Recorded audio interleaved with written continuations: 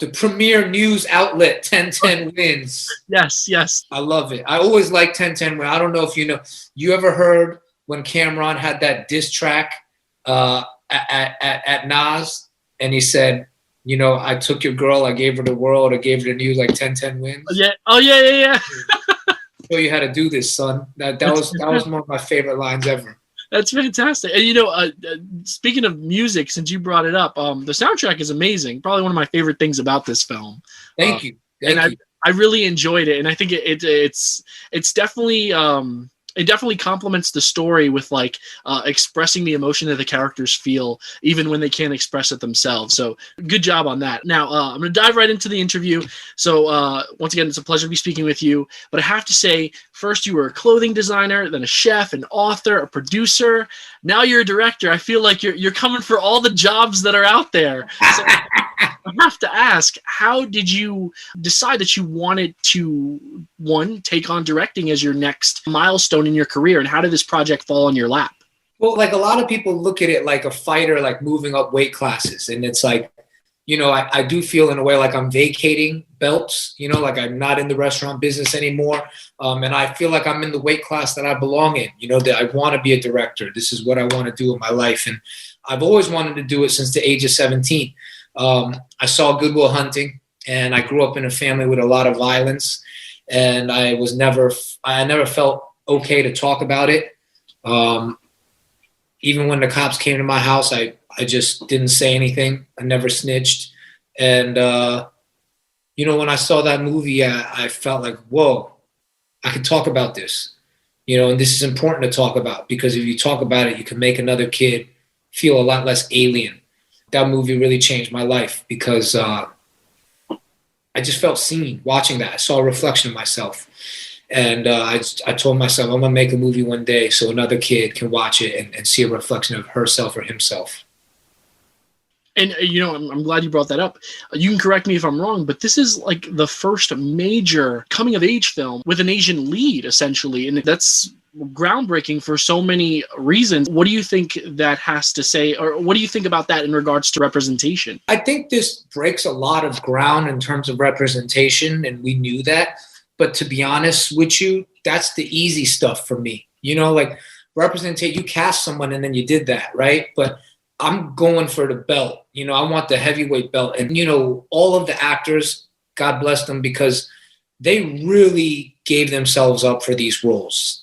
People really cut themselves open, from Boogie to Eleanor to Monk to Richie, you know, and Mrs. Chin. They really drew on a lot of their experience and a lot of their pain being others in this country. And then in the end, we see them as whole humans, not as an Asian person or a black person. I think you really come out of this film not looking at it from a tribal perspective, but from a human perspective. And that's what I hope happens.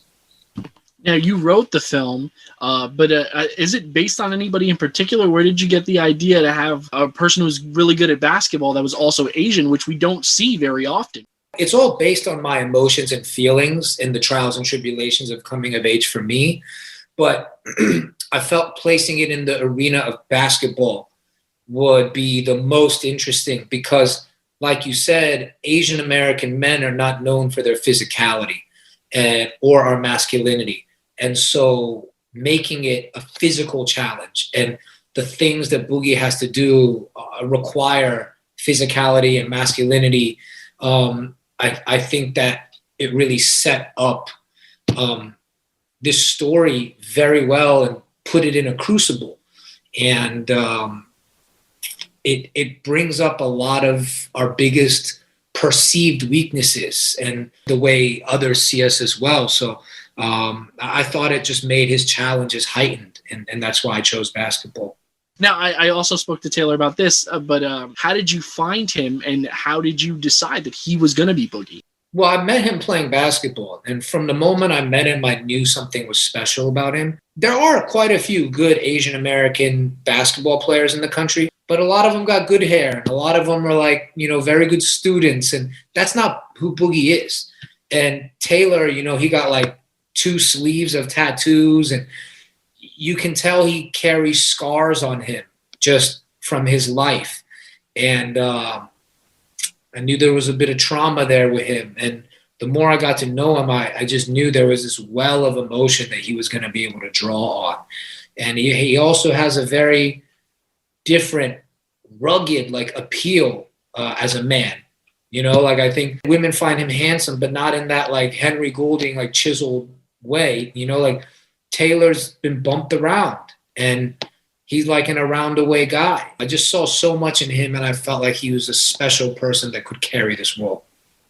And now this is my final question, and I'm really glad that you brought that up, how he's really rough around the edges. And it brings to mind that conversation that Eleanor and him have at the and Boogie have at the end about the dolphins, how they look so beautiful in an aquarium, but up close and personal, they're not as beautiful.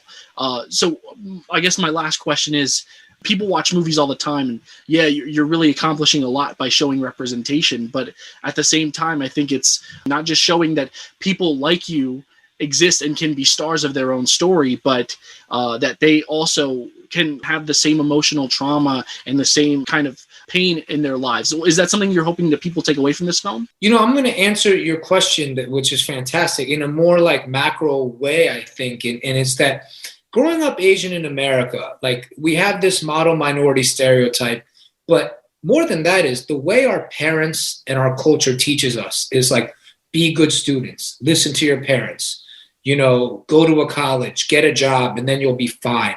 And they paint this picture of life like, if you do these things, nothing will go wrong. And it's like, dude, a lot of things go wrong in life. There is no way to avoid struggle and pain and difficulty. And I think the greatest fallacy that Asian American parents tell their kids is that if you do this work and you're good, things will be okay. They're not. Life is really, really messy. My life is extremely messy. Taylor's is messy. So is Boogie's. But it's also, when you look at it, we still here and we wild. And I'm living life and I'm doing it. If your life is messy, you're probably doing it right. You know, like, if you follow all the rules and you put your head down, you look back in 30 years and like, I never felt anything. I don't feel anything. You know, and it's okay to lose and it's okay to make mistakes. But the reward is that if you really engage life and you really do this thing and do it in an honest, truthful way, there's going to be a lot of moments that are very redeeming and that make it all worthwhile. And that's what I'm after as a person, writer, and director. And I think we have quite a few of those moments in this film where you're like, damn, that moment that Boogie and Eleanor had, the moments that he has with his parents, the moments that his parents have together, man, that was worth it. I'm glad we did it this way. Thank you so much, Eddie. It was such a great conversation. Great talking to you, man. Hey, thank you, man. Great questions.